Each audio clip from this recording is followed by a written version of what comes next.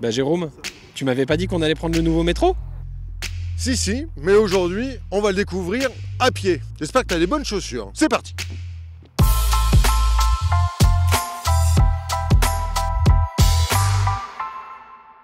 Les balades urbaines enregistrent un vrai boom en Île-de-France. Elles permettent de découvrir des territoires et de prendre le temps d'observer. Mais ces marches ont aussi une vertu, questionner la place du piéton aux abords des gares du Grand Paris Express et apporter des réponses pour améliorer les mobilités douces. Nous allons tout de suite retrouver Vianney Delourme, fondateur d'Enlarge Your Paris, qui vient d'organiser le 3e tour piéton du Grand Paris.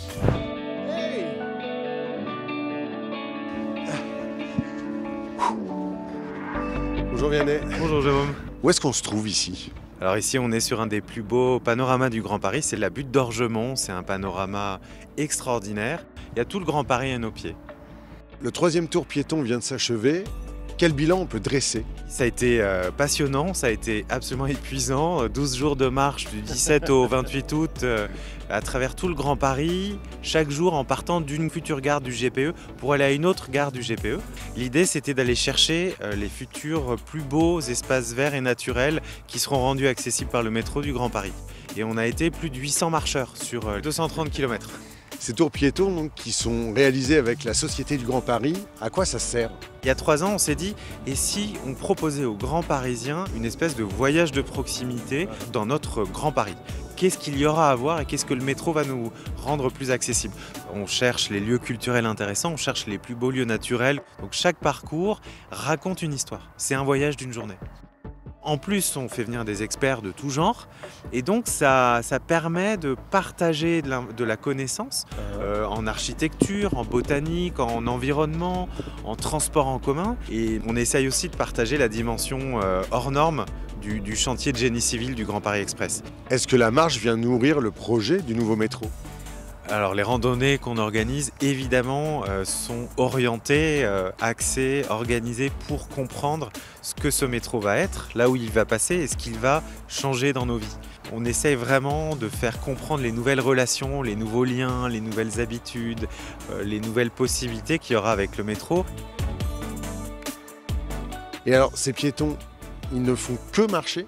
Alors les piétons sont là pour marcher pas mal, effectivement, mais pas que. Ces randonneurs, on leur demande aussi de travailler. On leur demande de nous dire ce qu'ils ont vu, ce qu'ils ont apprécié. Et on fait des synthèses avec tout ce travail, parce que nos randonneurs, c'est aussi des urbanistes d'un jour.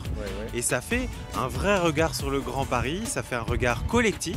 Et on a fait donc la première carte des grands Parisiens avec la synthèse de tous ces coups de cœur. Donc les randonneurs, ils sont là pour découvrir, mais dans le fond, ils travaillent aussi pour construire le Grand Paris.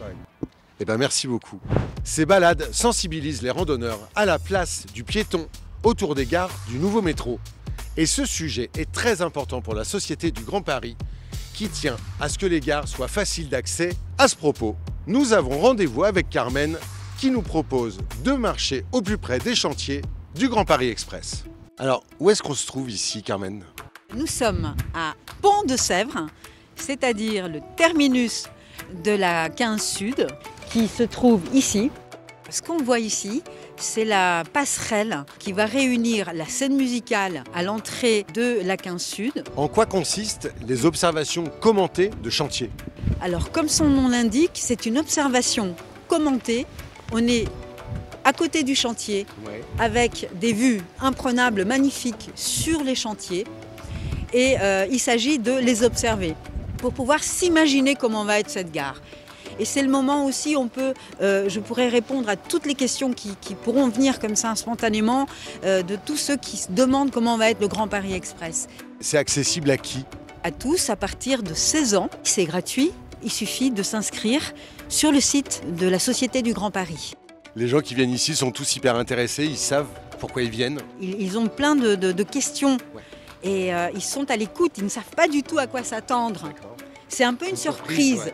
Vous racontez le chantier, mais également l'environnement dans lequel ils s'implantent? C'est essentiel de dire où va se trouver la gare, dans quel contexte. On va d'abord montrer la carte pour voir où on est, et puis après, petit à petit, on va parler de comment ils ont réussi à mettre ces gares en dessous, au-dessus. Enfin, c'est incroyable ce qu'ils ont fait. Est-ce que tu vois le quartier changer, évoluer? L'épicentre de ces gares va transformer les quartiers. Il va y avoir ce qu'on appelle les quartiers de gare, un mini-village au sein de la ville. Ce qui veut dire que le piéton va devenir un petit peu le personnage principal de ces gares. Eh ben, merci beaucoup Carmen pour toutes ces informations. Qu'est-ce que vous en retenez de cette visite? C'est une très bonne visite, c'était très instructif. D'habitude on voit que des palissades de chantier. Là on a pu vraiment poser des questions et s'intéresser qu'est-ce qu'il y a derrière ces palissades. Mais là de voir comment les gares vont être construites, comment elles sont agencées, les contraintes techniques, ça c'était intéressant. Et pour les passionnés des travaux publics, l'aventure du Grand Paris Express continue à la Fabrique du métro. Et la Société du Grand Paris organise régulièrement des événements ouverts à tous sur ces chantiers.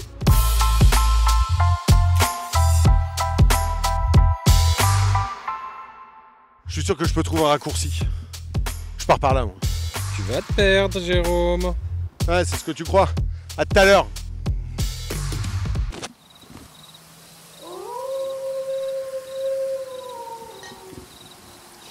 Je crois que j'aurais dû semer des cailloux. Antoine ?